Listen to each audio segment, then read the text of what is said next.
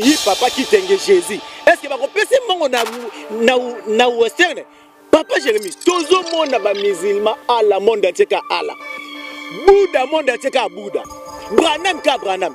Mais ndenge nini kaka na christianisme na français Jésus, na italien Jésus, na lingala kutu toza na Yesu ya es na Yesu. Kaka na christianisme nde kombo échangeaka. Et puis na kati ya Bible, ba tchela biso ba pentacle ebele to yebite.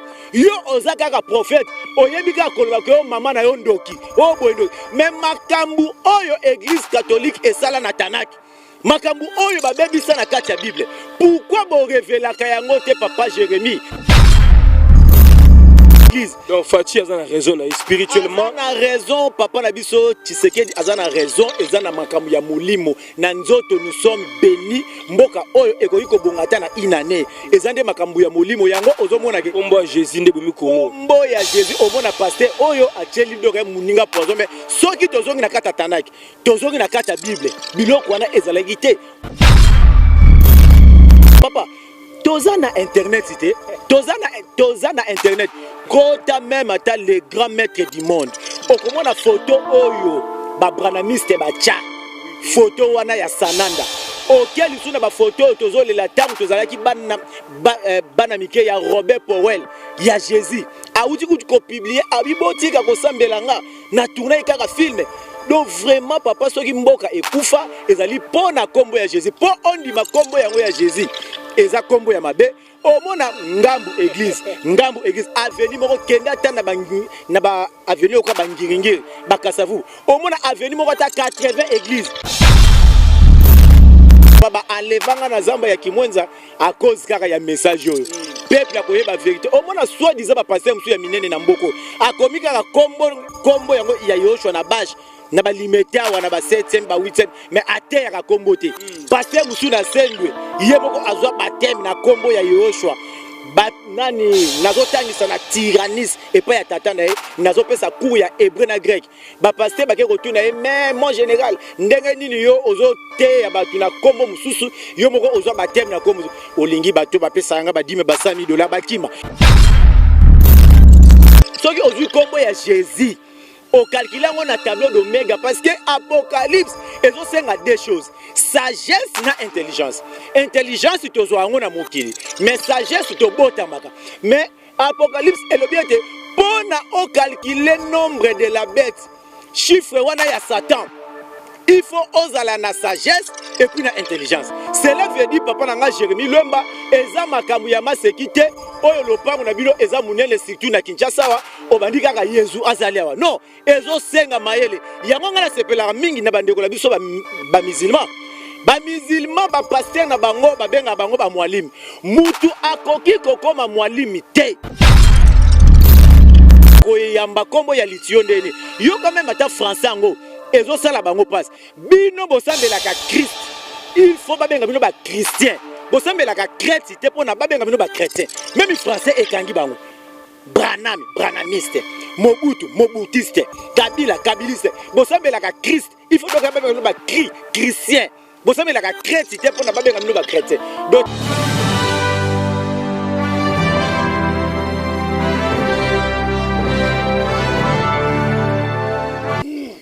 bienvenue chez nous, mesdames et messieurs. Nous sommes là à Kinshasa. Les renards du désert est devant vous. Un grand merci à tous nos abonnés, mais également à tous nos partenaires. Nous sommes là avec un serviteur de Dieu que nous allons découvrir tout à l'heure. Donc 2022 Bandi, Makambopé et Bandi. L'homme de Dieu, bonjour. Oui, bonjour, Papa Nangaï Jérémie Luemba, les grands journalistes. Vraiment, na sepeli mingi na bande konyo surtout oyo balandaka biso na Équilibre TV. Merci beaucoup pour na 2022 na koloba boye Bible oyo biso to bengi na hébreu Tanak eza codé eza chiffré. Donc 22 na hébreu to lukaka racine ya likambo. Donc 2 plus 2 est égal à 4. Donc 4 en hébreu qui veut dire la porte. Donc vraiment 2022 na ba oyo so boza kolanda Équilibre TV ezala vraiment bénédiction ba porte ya malamu efungwama na mabota na bino na ba affaire na bino na nyoso na bino. Donc émission na biso ya Équilibre TV et puis ya papa Jérémie tolobelaka rétablissement de toutes choses. Donc tozolobela rétablissement parce que tozana mystère oyo ezana mukanda ya Daniel chapitre 2. Chapitre 2 ezali roi alalaki aloti ndoto et puis abosani ndoto. Et sengaki baya ko limbola ye ndoto oye alotaki pe abosani. Na ndoto wana alotaki une statuette na mutu nango ezalaki or na tolo argent na bakuisi bronze et puis na makolo ezalaki na fer na argile. Donc fer ekoki kosangana na argile te. Donc prophétiquement fer na argile ezali deux grandes religions oyo esimbi mokili. Mais parole eza koloba ete libanga moko ekouta dans l'espace, dans le néant, et koya ko buka statuette wana. Donc ezali ba royaume oyo etambwisa mokili. Lelo tozana islam et puis tozana christianisme. Eza fer na argile. Ezo sangana mais mabele nal ebende et sangana kate. Yangonde esimi mokili. Donc dans le monde entier, toza plus de 8 milliards. Yabatu. Yango même au moni na monde yaba franc-maçon baza ko pesa biso me babiloko tozo benga yaba vaccin yaba corona bazo pesa pona ga ko éliminer ba créature oyo Yehoshua asalaki. Donc yango na ndenge ya rétablissement tozo mona ke religion oyo ezali faire qui est la papauté, la Rome église catholique bangonde batu bayela kibiso kombo oyo Daniel chapitre 13 de 1 au 18. Bayeli biso kombo ya marque de la bête. Papa nanga. Donc souci lelo tozo lekana équilibre TV ezaka ka pona koyebisa batunyo surtout oyo bazolanda na monde. Mukanda ya 1 Jean chapitre 5 verset 19, la parole déclare: le monde entier est sous la puissance du malin. Le malin, c'est le nom que l'église catholique nous ont posé. Oyo ba imposana mokili. Yango ndenge na bandaki na émission, na lobi ete Bible eza codé, eza chiffré. O mona pasteur mususu ayebite ke Bible eza codé, chiffré. Ah, chiffré ndenge ni. Tomoni Eben faussement appelé Pierre. Ayebisi Yehoshua na limbisa ndeko nanga combien de fois? Ayebisi 77 fois 7. Et repère yo 539. 539 toromona racine 8. Oh 8 en hébreu c'est le nom. Tomoni na tanga Noé abikisa ka 8 personnes. Donc ezali combo. Tomoni pe bana ya Israël na kata Mishraim. Égypte. Tangu ange destructeur azoya pona aboma, Yehowa ayebisi peuple na ye alobi bok boma agneau, bozo makila bok pakole yango na deux montagnes à laiton. Soki oyebi hébreu okoyeba te les deux montagnes à laiton et la kisini. Oh les deux montagnes à laiton c'est ezali 8e lettre. Il y a alphabet hébraïque. Cela veut dire oyo akozala na combo parce que combo en hébreu et puis ça 8. Y H W H. Y c'est 10e lettre de l'alphabet hébraïque, H c'est 5, W c'est 6 et puis H yasuka ezali 5. Donc et puis si 26 Tobi racine tozo lukakaka chiffre moko do 2 plus 6 et puis ça yo 8. Cela veut dire batu oyo bakozala na combo tangu ange destructeur akoleka na Mishraim na Égypte batu oyo bakozala na combo batu wana ba okufa te. Tomoni ke combo ya mokeli et puis si biso 26 biso pe na Congo toza na 26 provinces. Eza fait d'hasard te. Yango soki okoti na internet obetika ka carte ya Capernaum. Kuna na Israël. Capernaum ezalaki quartier général. Oyo place Yehoshua sala ba miracle ebele. Ba juif ba sambelaka na ba kiti boete ndenge ngana yo papa nanga Jérémie Lwemba le nouveau marié. Bango ba sambelaka na sel okola bandeko na biso ba musulman. Okomona na temple na bango ba banini bakaro wana nyoso ebukani e desina carte ya RDC. Ezali fait d'hasard te mboka oyo ezali mboka moko ya prophétie. Parole eza koloba na mukanda ya Nombre chapitre 10 verset 1 à 10 ayebisi Moshe alobi sala de chauffard. Chauffard ezali trompette. Trompette ezalaka message. Tomoni même ataba koko la biso na bamboka soki sango ya liwato nini to feti bakobeta trompette bakobeta mbunda. Abi sala de trompette. Trompette ya liboso obeta yango na Orient. Ce ne sont pas les orientaux, c'est-à-dire Israël batu bayela ki biso parole. Abi première trompette betango na Orient. Deuxième trompette o betango na centre ya monde. C'est l'RDC. Donc au lieu ba orientaux ba yela biso parole papa nanga Jérémie Lwemba, ce sont les occidentaux. oyo bayeli biso kombo ya Jésus papa na dictionnaire na yo tanga yango na ndaku ndeko la biso ngadiadia abotama na poto biso tango toza bana mike na bayolo batuni ngadiadia Jésus abi Jésus o wapi ya bude ya papier toyebaka te tanga na la rousse na yo na ndaku papa yo mutu oza kolanda Équilibre TV na États-Unis partout place donc boza kolanda okomona Jésus d'abord na dictionnaire qui veut dire boudin et puis papier. Mais étymologie nango euti na grec. Na grec parce que ba grec bazalaka makasi na biloko mibale. Pêche na mapa. Yango bango ba vénéraka poisson. Boko remarqué même atteint na ba mituka na sima nango okomona ba dessiner poisson ba komi Jésus. Donc ba grec nzambe na bango wana istis en grec. Ne place combo ya Jésus et ça dérivé donc c'était des poissons. Yango na uti koloba. La parole déclare que le monde entier adore les malins sans le savoir. Yango moni Apocalypse chapitre 13 et le Bible mutu ya mayele a calculé le nombre de la bête. Donc combo ya Jésus ce qui au calculé yango na tableau d'Oméga. Nasi ba émission soki Olandi ba émission musu to sala na Jérémie Lwemba to pesa tableau d'Oméga donc na grec par exemple na français soki A ezali 1 B ezali 2 siko na grec soki A ezali 9 B na bango ekozala 18 C ekozala 27 donc bazalaka na espacement ya 9 9 9 soki ozui kombo ya Jésus au calculant on a tableau d'Oméga parce que Apocalypse et aussi deux choses sagesse na intelligence. Intelligence tu ozo na mokili mais sagesse tu botamaka mais Apocalypse est le bien te pona au calculer nombre de la bête chiffre wana ya Satan.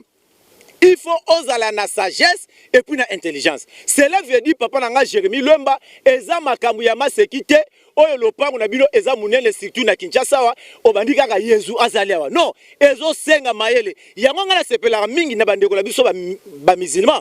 Ba musulman ba pasteur na bango ba benga bango ba mwalimu. Mutu akoki kokoma mwalimu te. Soki ayebi arabe te. Arabe ezali langue ya spiritualité na bango. Même ata ba kimbangise. Pour comprendre ata mystère pe ya kimbangu bien, il faut oyeba ki Congo. Papa Jérémie eza makambu ya masekite. Mais makambu ya batu ya ba jif, yo oyebi ata hébreu te. Yango oyoka ba passer musuzu. Oh l'esprit qui crie Abba Père. Non. Abba déjà en araméen, cela veut dire père. Donc c'est la tautologie. Bon batou, bakoti na makambu ya batu ya Bible. Ceux qui offrent la Bible nyoso na première page. Bakomi boy traduite d'après les textes originaux hébreux. Mais yo oyebi hébreu te. Okomi prophète ndengeni. Yango pona chite awana nu tozali koloba na monde entier. 1 Jean 5, 19. Le monde adore le nom que l'empereur grégorien Constantin Ier, premier pape de l'église catholique, a terminé à l'an 272 de notre ère. Maman na comme na ezaki Sainte Hélène. Ne aye kozwa pouvoir na l'an 306 de notre ère. Ne ye mutu asalaki concile oyo ya munene ya monde, concile de Nicée, totanga même na classe. Dans la 312, il y avait deux grands orateurs principaux. Arius, côté yeba grec, Athanas, côté yeba romain. Et puis, dans 1800 évêques.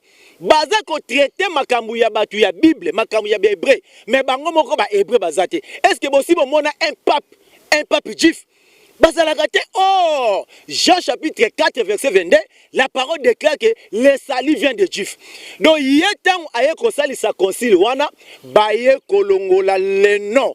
Kombo oyo ange Gabriel ayaki nango balongoli kombo wana ya Yehoshua na concile de Nicée baye kotiela biso kombo ya Jesus na uti koloba papa Jérémie Lwemba Jesus qui veut dire poisson. Or un nom propre reste invariable. Ezali leçon élémentaire ya école primaire on traduit pas un nom propre. Kombo na yo soki ezali Lwemba ata ok États-Unis ata ok Chine, ok Hollande partout, bako benga yo kaka Lwemba. Ndeko moko pasteur mo bi oh papa Rabuni. Ndenge nini olobake eno propre reste invariable. João na portugais. Ye wana kaka Jean ye wana John na yebisi papa na passeport na yo ndenge biso to voyage ka bakomi Joao JOAO na nini na manifeste avant de tomata na avion na manifeste bakomi John. Est-ce que bakoloba ke Joao ye wana kaka ja ata conseiller ya président na biso Félix papa na biso kitenge Yesu? Est-ce que ceux qui accueillent kozwa mbongo même na Western accueilli donc na Western alobi ke ngai yi papa kitenge Jésus? Est-ce que bako pese mbongo na Western?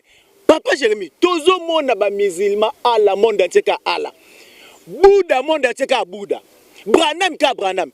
Mais ndenge nini kaka na christianisme na français Jésus na italien Jésus na lingala kutu toza na Yesu ya S na Yesu kaka na christianisme nde kombo échangeaka changeaka. Et puis na kati ya Bible batiela biso ba pentacle ebele to yebite yo ozaka ka prophète oyebika koloba ko mama na yo ndoki o boy ndoki mais makambu oyo église catholique esala na Tanakh makambu oyo babebisa na kati ya Bible pourquoi bo révélaka yango te papa Jérémie tala message oyo tokoki kobenga batu na ba stade ezali kamba 7 na 7 neti lelo boy toza na 2022 est-ce que bakoki suko sala makambo wana le 22 na 22 ozomona ke papa la gachi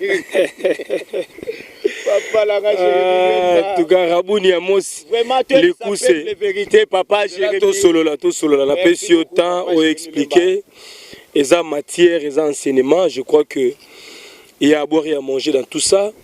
Mesdames et messieurs, vous nous suivez de partout. Il s'agit de Rabuni Amos Lekousse qui est notre invité de ces jours. Bon, rappelez Soubandeko, yo zara muta religion nini.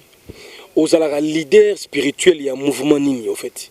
Po yo zani chrétien, na bitoza croyant, tout na ranger nini. Ah papa Jérémie nazo sekapo émission na yo eza vraiment crédible na monde entier. Papa, soki ozui kombo oyo obiki oza chrétien te ngazo kende ka na Bible sozui Acte 11:26 balobi apôtre Paul accueilli na Antioche eza na Grèce une ville païenne ya bagoyim ake kuna ne babengi bango ba surnommé bango kombo ya ba Christus eza divinité. Balobi que en créant ces sobriquets donc kozala chrétien c'est un nom sobriquet le lingala ezali kombo ya litio siko ngai na kende ko yamba kombo ya litio ndene yo quand même ata français ngo ezo sala bango passe bino bosambela ka Christ il faut babenga bino ba chrétien bosambela ka chrétien pona babenga bino ba chrétien même français ekangi bango Branhamiste, Mobutu, Mobutiste, Kabila, Kabiliste. Bosambela ka Christ, il faut donc babenga bino ba chrétien. Bosambela ka chrétien pona babenga bino ba chrétien. Dotanga Acte 11:26 ezali kombo oyo ba pesa yango na Antioche une ville païenne. Oyo donc ba pesa apôtre Paul oyo atambola pas même na Yoshua. Mais avant apôtre Paul, bantoma babenga ki bango na komboni. Omoni ke population bayebi ba vérité oyo te. Babengaka bango ba chrétien te chrétien ezali euti na Antioche do tango otuni lisusu yo oza na religion nini mon religion euti na grec religious oyo qui veut dire l'ensemble des dogmes do dogme ezali babiloko oyo batu babongisi. Mon religion en hébreu n'existe pas. En hébreu c'est Yehowa qui se révèle à son peuple. Tout le monde dit que Moshe amonika bunzete ezopela mais ezakozikati la révélation to moni apôtre Paul azobundisa batu ya kombo ndenge ngai rabuni bazobundisa nga na mboka oyo à cause ya kozongisa kombo oyo bantoma bateyaki parce que papa Jérémie Lwemba au temps des apôtres la langue française n'existait pas. Français ebimi na la 476 de notre ère, na chute ya empire romain d'Occident, la 476. Mais dernier apôtre de la Bible, Tobengi Anani, apôtre Jean, a koufina l'encens. Donc 4 siècles après les apôtres, la langue française n'existait pas. Comment on peut l'appeler dans une langue qui n'existait pas? Jésus pour français et zalagité. Et puis au monde dans la Bible, baza kobenga papa aux gens. Oh, tata na ye Zekarie, faussement appelé Zacharie, na maman na ye Elsheba, Elisabeth bazalaki ba stérile. Tangu ye osho asali bangongolu, babengi mwana, babi kombo oyo ekozala Yehoanan, qui veut dire Yehoshua fait grâce. Mais tant yo obengi Jean, est-ce que Jean en français qui veut dire Yehoshua fait grâce? Bien aimé. Yango zomo na tozo sala makambu, bisala sala lelo ba pasteur même na Kinshasa ba partout, ba ko même ko sala ba miracle ya koyokana. Soki omoni ba miracle oyo salamaki na Bible papa Jérémie et salamaka na kombo ya Jésus te pour temps biblique, Bible papa français à la kate. Tous à la série ba intellectuel, bozo la dans monde. Na pesi la 476 des français et bima anglais kutu et bima na 1500.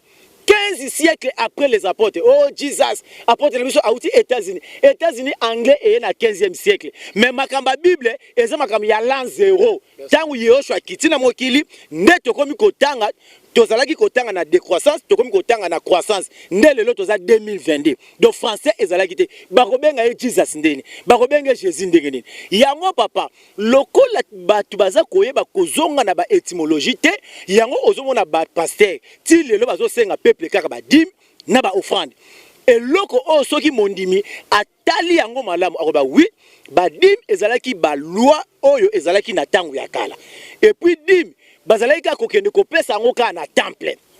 Temple pe 1 Roi chapitre 8 verset 41. Temple pe ezalaika na Yerushalayim na Jérusalem. Lelo temple ezate. Yo pasteur ozo senga 10 000 wana de 1. De 2 ezalaika tribu moko ya Lewi. Il faut baya kozwa 10 wana. Siko yo oza mongo, oza molobo, oza musonge, ozo senga 10 mango ndenge. Et puis Nabakisi, Nabina Deutéronome 14, verset 22 à 29. Mbongo ezalaki na tangu wana. Mais dimi bazalaki kosenga banyama na biloko ya bilanga papa. Verset yango na pesi Deutéronome 14, 22 à 29. Balobi kutu soki banyama na bilanga eza musika oteki ozwi mbongo. Ah, par là, tu comprends que mbongo ezalaki ozwi mbongo omemi yango ti tango okokoma na temple oteki biloko wana osombi biloko oyo otekaki nde oke kopesa ba vin ba liqueur forte ngala kamwa ka Jérémie na section batu na monde omona baza ko ba Saint-Esprit eyokana na solo ya alcool te. Tous à la série parce que eza émission oh, il faut donc batuba la kati wapi alcool papa basala ngo pe na masangu Saint-Esprit wana azan nzambe mobimba siko ye nzambe akima kaka soki ekomi na masanga mais kaka le même masangu wana pe balambela ngo fufu tango do olie fufu Saint-Esprit aukimate mais sonne do ka basale le masanga Saint-Esprit oye azan nzambe akimi papa biloko ya lokuta même makamba Dieu le Père Dieu le Fils, Dieu le Saint-Esprit, ezali biloko na uti koloba ya concile de Nicée. Soko ju Deutéronome chapitre 6. Même nankamba kuna balobaka papa Simon Kimbangu kiangani. Le Saint-Esprit. Papa nangai Simon aza Saint-Esprit, ngai pe naza Saint-Esprit. Rabouni pe aza Saint-Esprit. Oh, papa kiangani na yo dimension spirituelle moko. Dimension nga naza na dimension ya munene parce que nga naza na kombo oyo ekela mokili oyo kombo ya Yehoshua parce que le salut vient de Dieu. Naza na Hachem Olam. Donc naza plus que kiangani ya kamba. Je suis plus que lui parce que yé atikala koyeba kombote et puis yé moko pe kimbangu lit na ye ezalaki lit ya makabi ya molimo te c'était lit politique oyo azalaki kobake mundele akoma mutu mwindu akoma mundele toza la série ne ba ye kosala ba mythe belé ba mythologie après sa naissance c'est donc bien aimé c'est ça Voilà, merci à tout le monde, vous nous captez à travers votre chaîne Équilibre TV. Il y a Guillaume Matondo, l'homme à portable. Maman Clotilde Bondo, je dirais les plafonds des reines. Merci d'être là. Maître Siza Soukama, Puissance Amikili, il y a Luzombala de Madrid, les célèbres Dien Nzundu na Washington, l'homme selon le cœur de Dieu, les vieux Rodrigue Malongo, Maman Espérance Assoutou, la mère des archanges, Maman Fifi Longo na Londres, et on n'oubliera jamais celle qu'on appelle Sema Mayasi, femme légitime, et Agency Mayasi Forza Italia, ainsi que notre conseiller Papa Philippe Kabouikou depuis Fribourg, en Suisse-Irlande. Alors, Nabengayo Rabouni Amos, c'est l'homme spirituel. Je pense que au détaillé matière spirituelle presque nyoso. mais aux alipé patriotes congolais. D'abord, langage au mokonza mboka utulu dernièrement que mboka ici kufa. Yo ozion na anglais nini. Oui, vraiment ngana zui yango kaka na anglais ya molimo parce que na ndenge ya nzoto boye papa na ba richesse tozala ngo na mboka oyo eza ya kokufa te.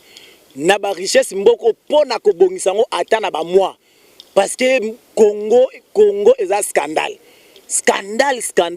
Un pays béni. Un pays béni. Les pays les plus riches du monde, c'est l'RDC. Donc, on a coupé ça. Donc, il y a beaucoup de choses. Donc, Bozunion, et ce pas un des cacao.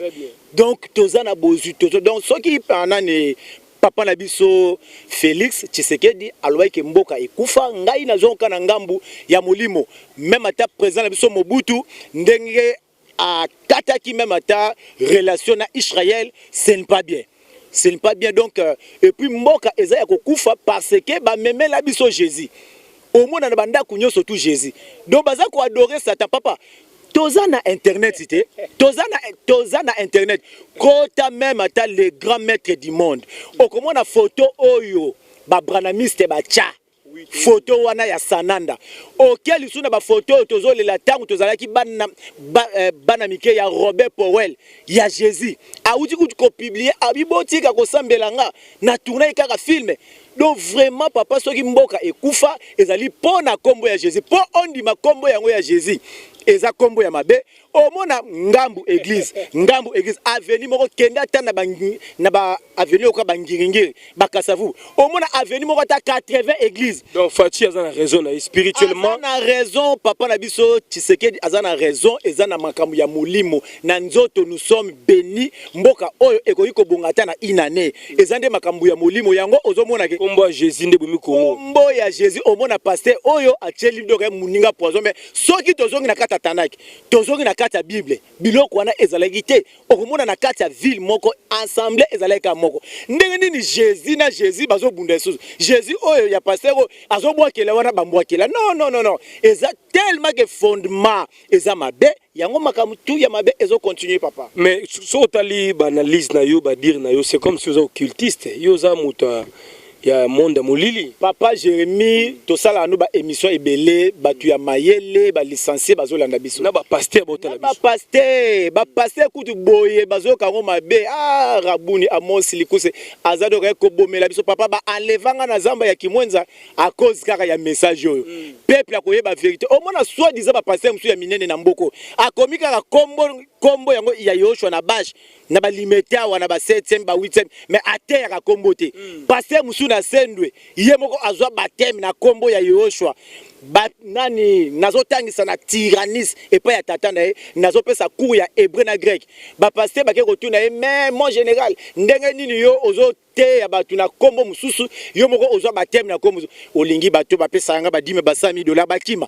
donc yo obombeli peuple vérité à cause ya matériel. Marc 8:36, la parole déclare: que sert-il à un homme de gagner tout le monde si il perd son âme, bien-aimé? Donc, tu es sabatu vérité, que son nom n'a jamais été Jésus. Donc, combo Jésus, le commerce. C'était non commercial, c'était non satanique. Combat Jésus, le lot rectifier le quoi pour combat Jésus guérir batubélé. Ah, une belle question, papa Jérémie.